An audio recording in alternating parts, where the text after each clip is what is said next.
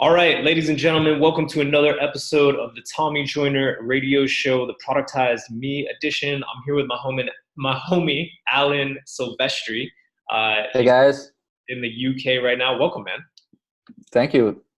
Thanks for having me, man. It's great to be here, and it's great talking to you after DCBKK last year. It's been a while. A lot changed, so it's good to catch up. Yeah, man. And for the listeners, I'll give them a little bit of a background on our relationship. Alan and I are part of the same entrepreneurial group called the Dynamite Circle, and we met at an event last year in Bangkok. And since that time, Alan has greatly had a lot of success and grown a lot with his business and refined his service offering in a way that I think is going to be really beneficial to the listeners to hear his story. And I've actually sold my business since that time. So a lot has changed in a short period of time. And yeah, man, I'm super excited to catch up and share with our listeners a little bit more about what you're up to. So Alan is the CEO and the founder of Growth Gorilla. His website is mygrowthgorilla.com. And I'll let him talk a little bit more about their offering. But yeah, it's super intriguing in terms of how he's productized his SEO service. So what are you doing at Growth Gorilla, man? Yeah, okay, so it's a link building service. So it's not everything about SEO. We only do link building. And also, as people might know, I mean, there's a lot of link building tactics and strategies online, but we only focus on one of these. And it's like a system that I've developed through the years, basically. And it works well because we are also pretty careful with the clients that we work with. So I've developed this entire system to find the right clients that are a great fit for our system, basically. But yeah, it's mainly link building. So we reach out to people. It's all white hat. For the most part, it's blogger outreach. So we reach out to people and we pitch them the link placement for our clients. We try to find like the best, like maybe creative ways to pitch them the link. And yeah, I mean, there's a lot of people that is starting to ask for money when you pitch them the link, but we try to avoid that as much as possible.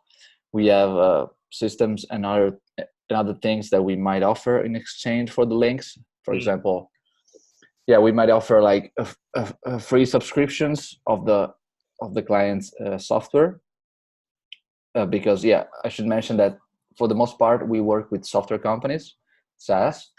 So in exchange for the links, we found that a few of the things that work well are a free subscription or like affiliate links, that kind of stuff.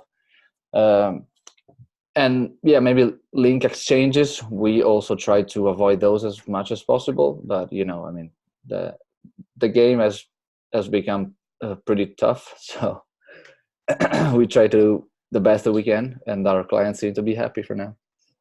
That's awesome, man. So basically what Alan has done is developed a white hat SEO service that he charges a recurring monthly fee for. And you heard him in terms of how that works a little bit. They do blogger reach out, and obviously with the intent of getting links on sites so that their clients' sites will actually rank higher.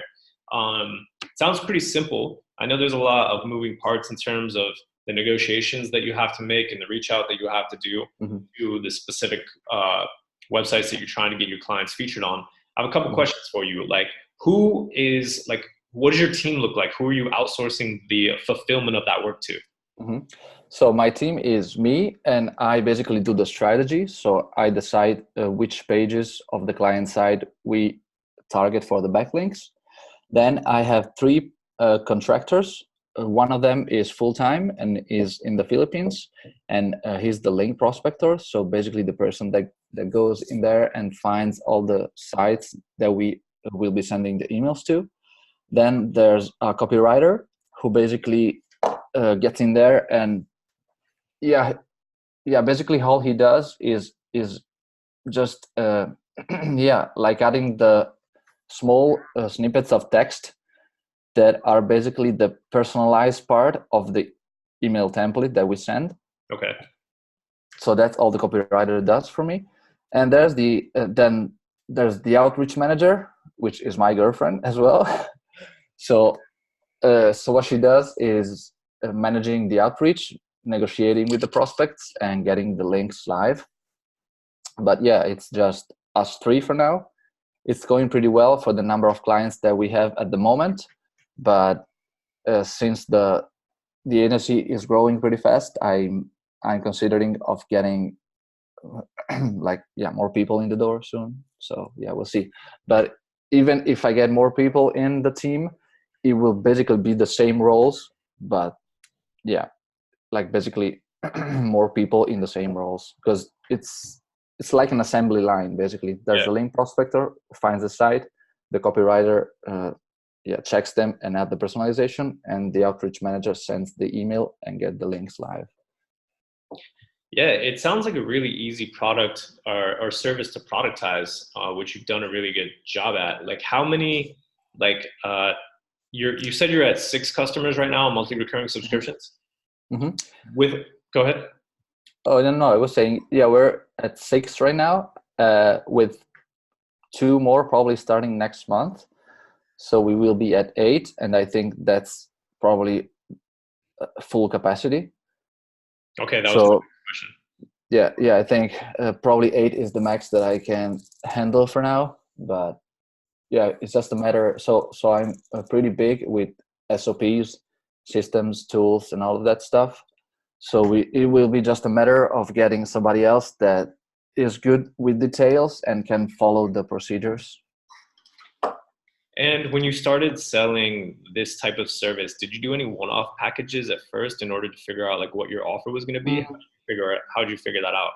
No, so actually, and I can give you a bit of the background here. So basically, I've been working since I got out of school. I've been working for 9 years as an electric engineer in a company, which has nothing to do with link building. At the same time, I was playing in a band. So the idea was to look for a job that would give me the freedom to go play with the band. So I finally decided to quit the full-time job in an office and got started with affiliate marketing. I've also dabbled with Kindle ebooks and Amazon FBA as well, so a bunch of stuff. Then I finally found a guy that's basically like an affiliate marketer. It's pretty big in Australia. And I was able to work with him on one of his sites. So yeah, basically I bought one of his training courses and showed myself in the Facebook group. So he wrote to me and asked me if I wanted to work with him on this project. I've worked with him doing mostly link building for like 3 years. And that's basically where my system came out, because that site that I was working on was a pretty like a weird site, because it had really great content, but was in a very competitive space, which is health. So to work on that, I've had to work a lot on the link building process, and none of the mainstream strategies were working basically at the time. So that's where I came up with the system that I use for my business now. Okay, cool. Yeah, that's really interesting. So by the time you developed that system, and you went out on your own, you already knew exactly what you were going to offer. Yeah, basically the idea, I stopped working with this guy, which is basically my first mentor, like I could say. And yeah, I got the idea, like, yeah, if I'm doing this stuff for this one site, I could do it for all of the sites that are out there and for clients, and I could get a lot more money than just doing it for one. Yeah. So yeah, and then the main process was just to refine the system, get the procedures down. I've been doing everything by myself with the first 3 clients probably, and then the work was a bit too much, and I started hiring the contractors to do all of that stuff as well. But yeah, I forgot the original question that you asked, which, oh yeah, if I was offering the packages or the one-offs. So no, I actually started this service doing content audits, which I thought it would have been like a quick win for the clients, like a cheaper package that I could offer. But with time, I started seeing that clients weren't really interested in the audit, and most of them just wanted the link building. Yeah. So I just decided to drop that offer and just focus all in on the link building. Do you have any offer aside from the monthly subscriptions right now on the link building?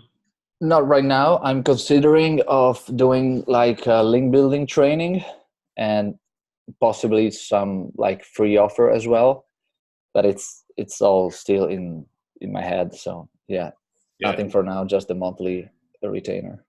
Okay, cool. That's really interesting. A lot of people feel like they're lacking some sort of offer on the front end that gets people in the door so that they're interested enough to move on to a monthly subscription. So you're having a lot of success just getting people directly on the monthly subscription. Do you feel like there's enough demand in that space in order to warrant that?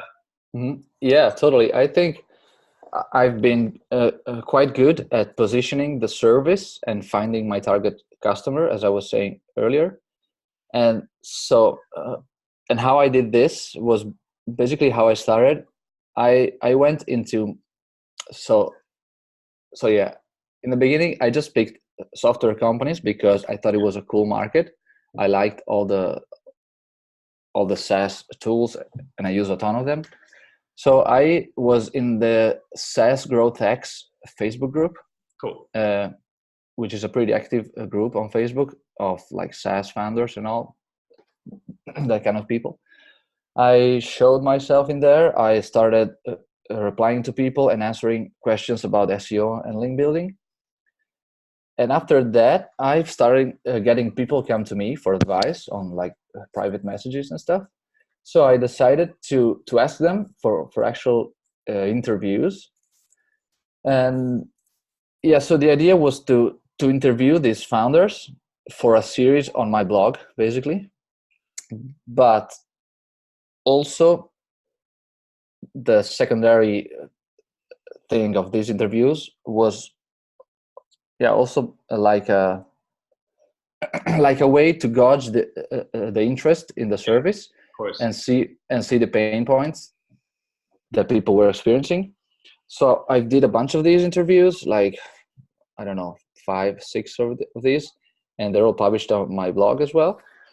So I made connection, and at the same time I found out where the real problem was. So most of these software companies were basically publishing a lot of content, and it was for the most part great quality content, but they didn't have the team or the resources or the time to do the link building. Yeah. So basically that's where I decided that it was a good opportunity for me to come in with this service. So my target clients is software companies that are publishing a ton of content, but that don't have the resources to promote it and build the links to it. That's awesome, man. And in terms of, I like the way that you niche down too, because you already had a service offering that you were sort of familiar with. You built a system around that, and you figured out the service offering. So you niched down the service offering pretty quickly. Your service, unlike some others, a lot of people get carried away and they have just way too many offerings. I think you had a lot more clarity on the front end there. So that box was checked. Another thing that I think people do too quickly is they niche down into like the industry that they're working in. So like the fact that you're working with software companies and that's your niche is interesting to me. And I think the right way to go, because a lot of people would try and take it a step further. And I think that's maybe like too narrow. I don't know what your perspective is, but like, there's a ton of different types of software companies, right? Why haven't you taken the step to work with like just fintech or just like marketing software companies or something like that? So there's one main issue with that, and it's that if I work, for example, with a software that's a B2B prospecting software, it's very hard for me to do the link building for another similar product. So that's also one thing that we do. We try to not have like conflicts of interest there, so to avoid clients in the same niche. And that's one way that just working with all SaaS works well. I mean, so we don't do. Actually, I think that I turned down quite a few people that came to me, and they basically were in the same niche as like other clients that I had. So we had to turn it down because we couldn't work with them. You'd be reaching out to the same Yeah, yeah. I mean, after a while, it starts to become like the same sites. So especially if you use the same template over and over. Yeah, I mean, and even if the template is personalized a little bit, I mean, the main framework is the same. So the people will start to recognize that, and it would be a mess for us to manage all of that stuff. Yeah, that's really interesting. Do you think that's a limitation in terms of how big you can grow this company? For the time being, no, I don't think so. There's a ton of SaaS products that are coming out like every day. I think it's probably like the new, I don't know, it looks like it's the new trend, because people are attracted to the to the monthly income, and they like the fact that it's pretty passive because it's software and you don't have to do, I mean, like a ton of work. Yeah, like service business. So yeah, I think it's going well now. I think there's a lot of opportunities, and since we're still pretty small, we're not in a rush to go super big. I mean, we're just taking it a bit slow now to get the system and the process to work even better, so that our clients are happy and they can spread the word about our service. That's awesome, man. And you said that you feel like your growth right now is capped around 8 or 10 customers. Like, what sort of challenges and hurdles do you see getting? Do you think right now it's mostly building out more systems and bringing on more team members to be able to fulfill that work, or like what are the challenges are there? Yeah, the main hurdle is just team size, probably, because the system is pretty straightforward. It's just a set of steps that we do all the time for every client. So at the beginning of every month, I plan down the article that we're gonna be working on for that month, which is usually 3 to 4 articles, and I just assign those in the project tracker that we have. The project tracker basically automatically pulls to the client's workbook that they have, so they can see everything in real time. And by the way, I took this system, which is all in Google Sheets, from Ryan Stewart. Nice. Of WebBrief and the Blueprint. He has a bunch of like trainings that it's pretty great. So it's all automated in Google Sheets. And yeah, I mean, once the plan is down at the beginning of the month, my team just start doing all the tasks, and it's just like an assembly line, like I said. So it's mostly just the problem of having enough people to do like the same work for more clients in parallel, basically. So yeah, and yeah, for me personally, the main problem right now is having the time to hire more people.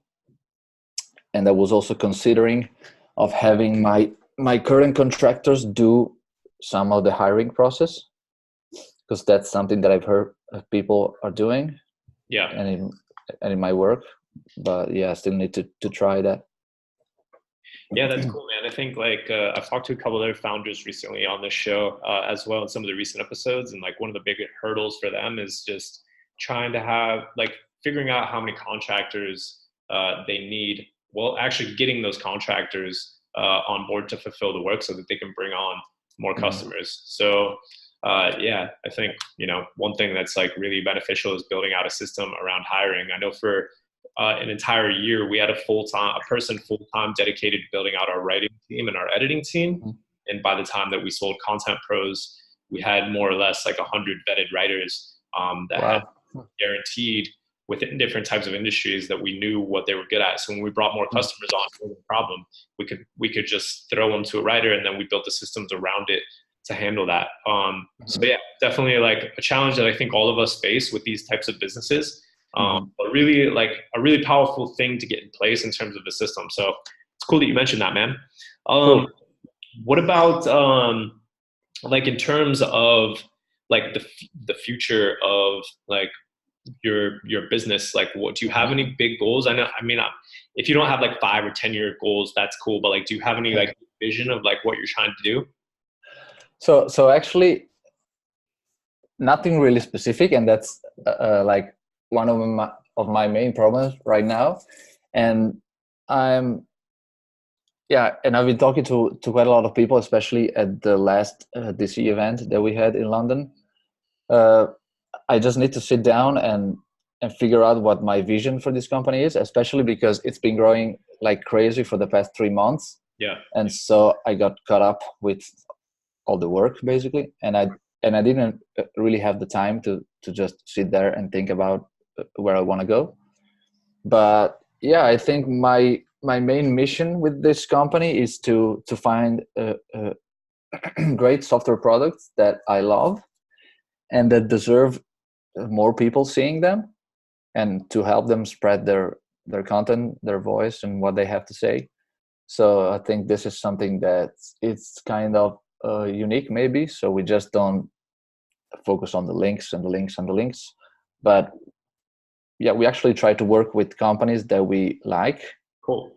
So one thing that I also do is when I start working with companies is I ask them if they can give me the software to try for a while, so I can see if it's good, if it's worth it. Because I mean, like all the link building efforts and the stuff that we do is for sure going to be working better if the product is good, if the company is good, and if they have good content and all that stuff. So it's something that I like to do before I start working with somebody, basically.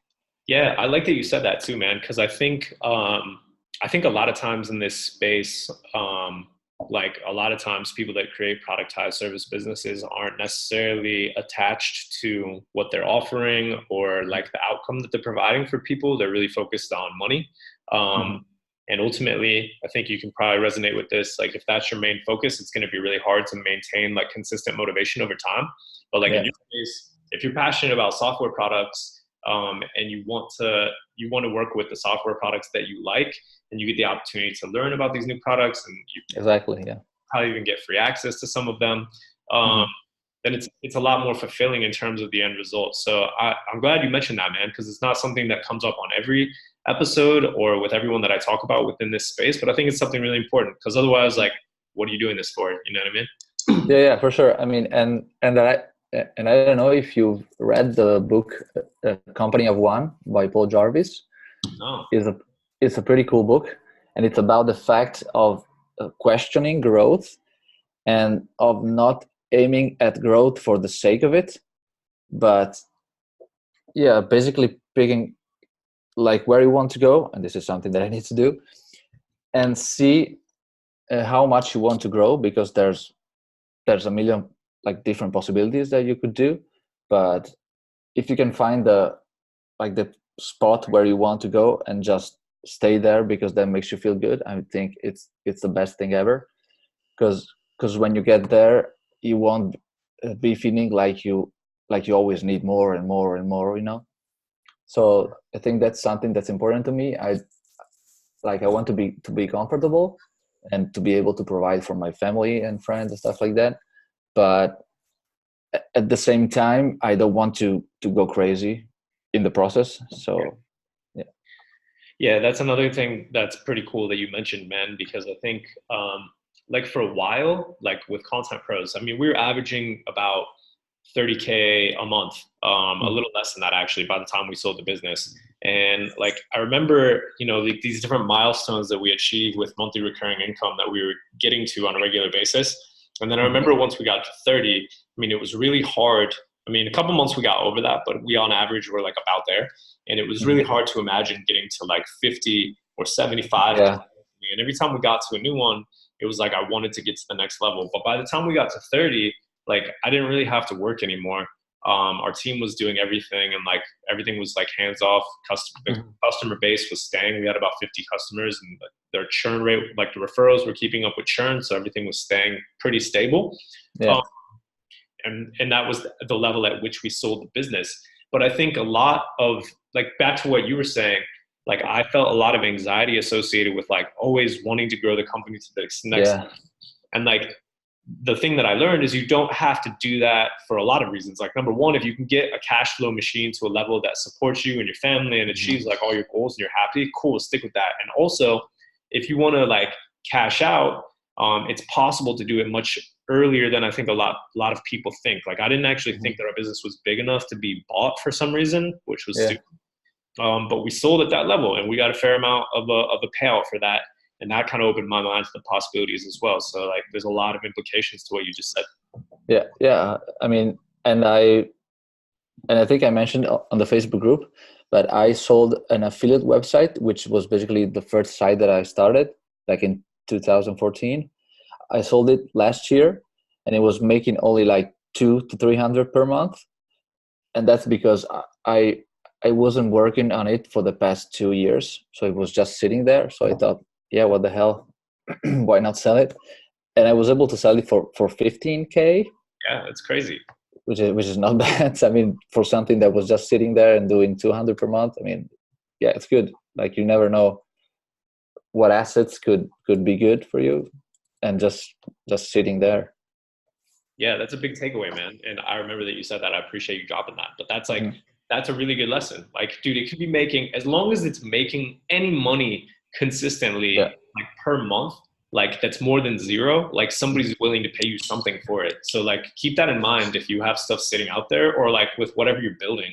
Like if you do it in such a way that that you're thinking about that, there's always potential for an exit, especially even with service businesses. If you have something that's systematized like what Alan has, like definitely a sellable business. Yeah. So I'm still trying to get all my processes and the systems down, and I'm still doing some of the work, but that's mostly because I like it. And I think I just don't enjoy sitting there, and I get bored like quite easily. So for now, I still like doing the strategy aspect, and managing the clients. I mean, for what little there's to do there. But yeah, it's a choice that for now I'm still doing this.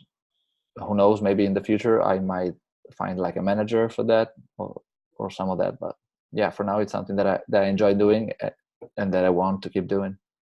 Cool, man. Just a couple like specific questions with regard to how you run your system. So you said you have your processes and everything set up through Google Sheets, like a system through Ryan Stewart was his name? Yeah, Ryan Stewart. Cool. And I can give you the link, but it's basically the blueprinttraining.org, I think. But I'll give you the link later. So yeah, it's cool. Cool. I'll post that in the show notes. Yeah, all that stuff is really good. And I think what's really important is, regardless of how you manage your stuff, the takeaway for people here should just be like, pick something and stick to it. There's a ton of different options out there in terms of how you can manage processes and systems, or your entire operation. A system that we used, which I talk about on a lot of other shows, is called serviceproviderpro.com, which is really great for productized services, because it gives you like this, it basically gives you like a restriction of the things that you can work within. And it's client facing and kind of ties everything together in a really simple way, so you don't get kind of carried away. But yeah, that's cool, man. Did it take you a long time to implement that, or like how the process like? No, I mean, so I got the whole system of, it's basically like a bunch of Google Sheets that are connected between them, and that communicate basically. So each client has his own client workbook that basically automatically pulls from our main sheet.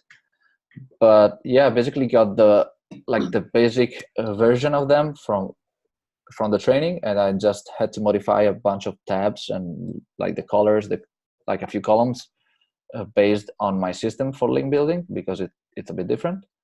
But other than that, it didn't take me much. And as I said, I've been doing everything by myself for the first three clients. So during that time, I was able to figure out the best way to do all of the entire system. And I think it's something that's really important. If you want to delegate stuff to contractors, you need to know how everything is done from A to Z, I think. Yeah. And good point. And also, I think the strength of the service that we have comes from the fact that I've been working on it with that one affiliate site that I've been working for that guy.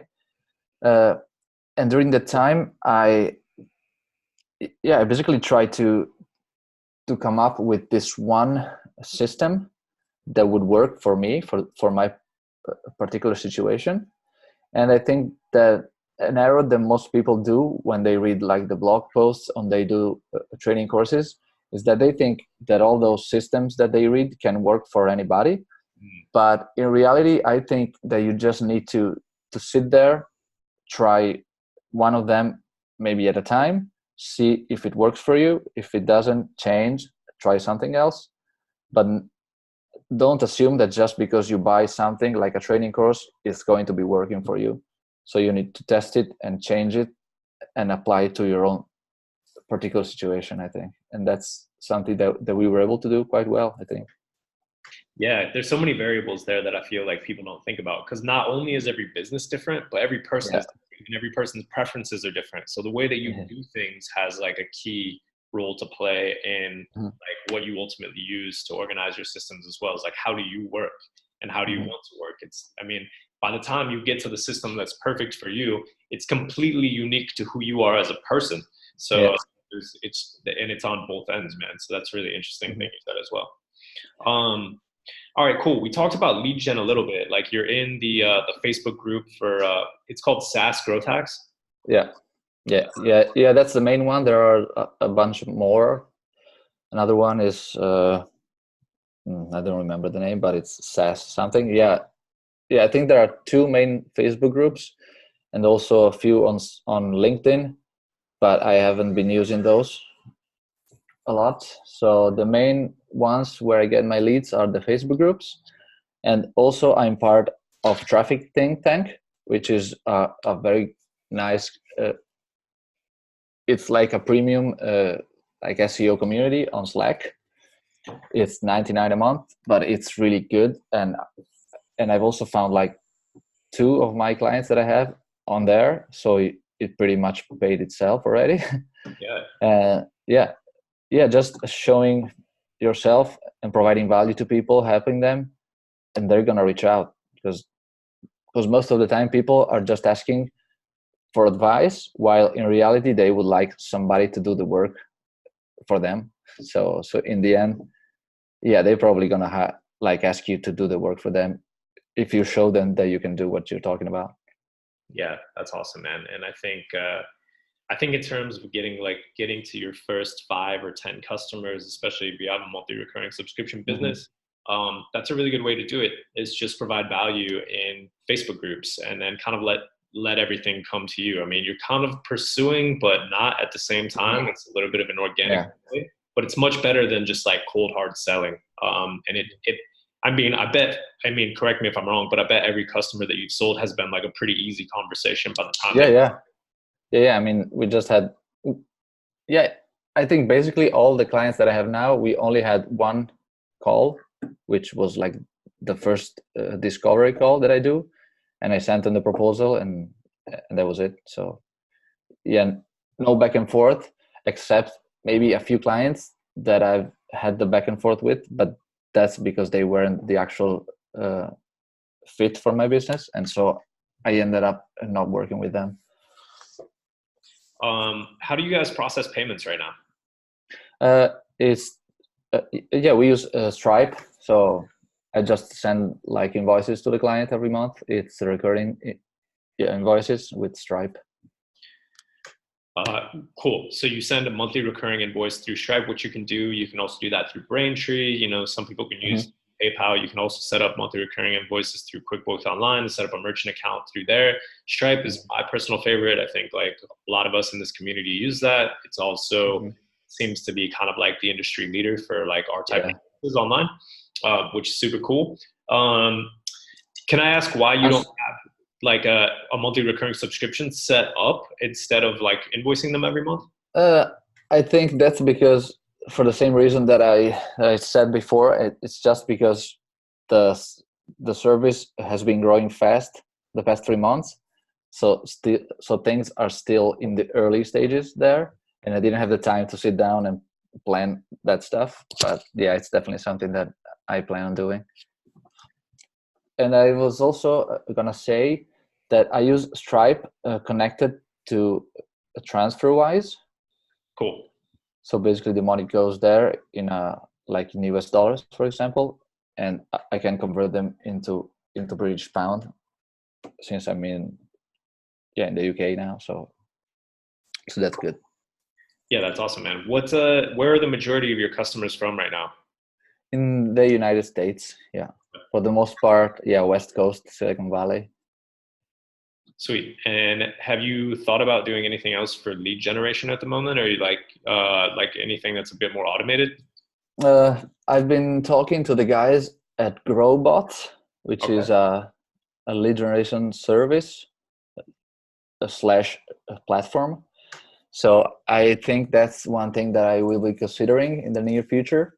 It was still a bit too expensive for me at the time when I spoken to them, but sooner or later, yeah, I think that's going to be an option. Cool. And other than that, I think my main idea is always been to do like cold outreach. Yep. Since that's something that I do for link building, why not trying it out for the leads as well? Yeah, it's the same process. Yeah. I mean, and I would basically be offering maybe like free link building audits, stuff like that, or I've also thought of doing link building teardowns. So just showing people what they're doing wrong and how they could be improving the link building, stuff like that. So send that to their emails, see what they have to say. If they want to talk more, good. If not, that's all free content for them. Yeah, I think if you do that appropriately, that can be a really good strategy on like delivering a lot of value up front and giving someone, like, I know if I got a report like that, I would be like, whoa, this guy actually like did a lot of work to put this report together, and tells me things that I could actually do to improve my business. And there's probably a way even for your business that you could make that look really personalized, but still sort of automated so it doesn't take you forever. You can build process around those things so it appears personalized, but it's not really. Yeah, I think that could definitely be done, especially because the steps that I do and the stuff that I look at when I do the link building audits, for example, it's almost the same all the time. The only thing would just basically take screenshots and write a few lines about what's going on in there. So if I can train somebody to do that, it would be awesome. I mean, something that's pretty scalable. Awesome, dude. Well, it sounds like you've got a really nice operation set up. I mean, going from 0 to 6 or 7 recurring customers that you have right now is super awesome, especially at the amount that you're charging people. So congrats on like everything that you've done in the past 6 months. So it sounds to me like you've got your offering really dialed in, and you've kind of had that dialed in since the beginning.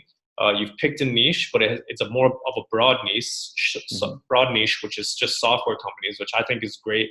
And you have specific reasoning for that. But in terms of just setting yourself up as a business, I believe that a more broad-based approach in terms of that niche is like effective, especially starting out and not pigeonholing yourself to one industry. And then you've built a team to fulfill the work, and you already have the system, man. So like right now, would you say that it's just trying to figure out how to scale and just get more predictable lead generation are the two big things you're looking at? So actually, my main concern right now, the thing that I want to be focusing on the next month or so, is just sitting there with the team and start to creating like a more of a team culture. So, because for example, right now we don't do any like team calls and all of that stuff. We just communicate with Slack. Yeah. Like for the tasks that need to be done. But I would like for the whole team to be more involved into the operations, so that everybody is on the same page on what we are trying to do. So yeah, just trying to get all of the contractors more involved, and I'll be having the link prospector to go full time soon. So yeah, just focus on what like the vision is, the core values, and all that good stuff, so that everybody's on the same page basically. And after that, obviously try to scale everything up, because I think that the first thing that we need is to have a unity like inside the team, and then once we have that, it would probably be easier to scale everything up. Yeah, that's a good point, man. I mean, we had 2 of our key team members actually got sold with the business. when we sold it, and they were everything. And it took us a while to find them, and then it took us a while to like really form and like develop and make those deep relationships where they like lived and breathed content pros, and now they still do. So it was like really, really beneficial for everything that we did. And yeah, dude, good luck to you, man. Like, let me know how your journey goes. I know we'll still be connected through Facebook, through the DC, and I really, really appreciate you coming on. Yeah. Well, thanks for having me, and thanks for everybody that listened to this, and see you in the Facebook group. Yeah, man. And your website one more time for everybody that's interested in checking you out. Yeah, my website is mygrowthgorilla.com. And you can also find me on all the social networks. Like I'm a lot on Instagram, Facebook, if you want. Yeah. Awesome, man. I'll include some of that information in the show notes. Alan, thanks again for coming on. I hope you guys enjoyed this additional episode of Productize Me, and we'll catch you on the next one. Cheers.